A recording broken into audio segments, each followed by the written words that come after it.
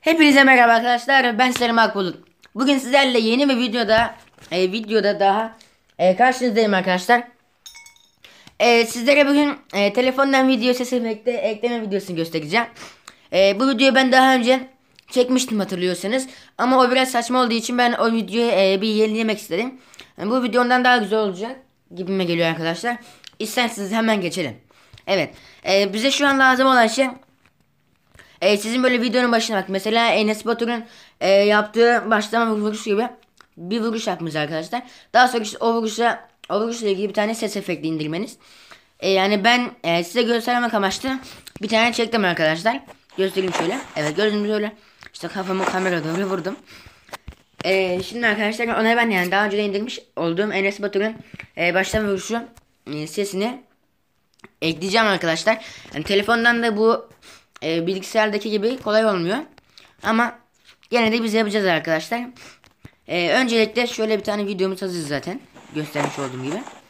Şimdi tam bunun o kafayı tam kameraya vurduğum bölümde durdurmamız lazım. Geçelim şöyle hemen. Evet bakın mesela burası iyi arkadaşlar. Buraya hemen şöyle bir şu sol üstteki gibi kaleme dokunuyor arkadaşlar. Ama tabii mahvettim yine ben. Şöyle geçelim annem videomuza. İzleyelim yine. Evet. Tamam arkadaşlar. Daha sonra şu müziği bir açalım. Göstereyim size ben müziği. Evet hatta bakın yazıyor. Nidi'nin genel motorun kafa atma efekti falan yazıyor arkadaşlar. Evet arkadaşlar işte bu sesimiz. Şimdi ben bu sesi aşağıda videoya tam o kısma ekleyeceğim arkadaşlar. Bakın buna bastığımda şurada bir artı işaret çıkıyor. Ona basalım. Hemen altta zaten çıkıyor şey arkadaşlar. Şimdi tam onun kafayı vurma sahnesine gitmemiz lazım. Şimdi bakın tam buraya bir ekleyelim arkadaşlar biz bunu. Şöyle biraz kısaltalım alttan sesi. Aynen şöyle.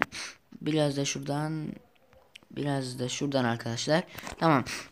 Şimdi tam onu da kafayı aşağı vurduğumuz yere gelelim. Şu an şöyle git az bakayım bir. Hiç isim yok şimdi seninle. Şimdi hop. Bakın çok aşağı indim. Tam burası iyi bence. Aynen öyle arkadaşlar. İşte tam buraya bu Nini'ye Enes Batur'un sesini ekliyoruz. Gene kaybettim bugün. Neyse boş verin. Şöyle şurası mesela. Ekledik arkadaşlar. Şimdi videoyu oynatıyoruz.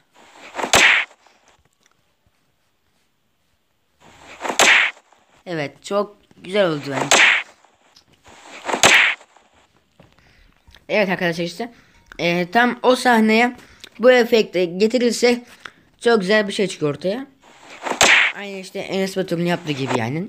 Ki Enes Batur'u tanımayanlar yoktur galiba aranızda. İzleyenlerde. Evet gördüğünüz gibi. Daha önceki videomlar bundan biraz daha saçma olmuştu. Ama yani bu daha güzel bence. Aynen bu şekilde arkadaşlar. Bu uygulamanın ismini söylemek yani bilmek istiyorsanız da adı Power Director. Bakın şurada hatta yazıyor. JBL Bay Power Director diye arkadaşlar. Bu uygulama güzel bir uygulama. Mesela ben bütün videolarımı hep bundan montajlıyorum. Size de tavsiye ederim arkadaşlar. Görüşürüz. Kendinize iyi bakın.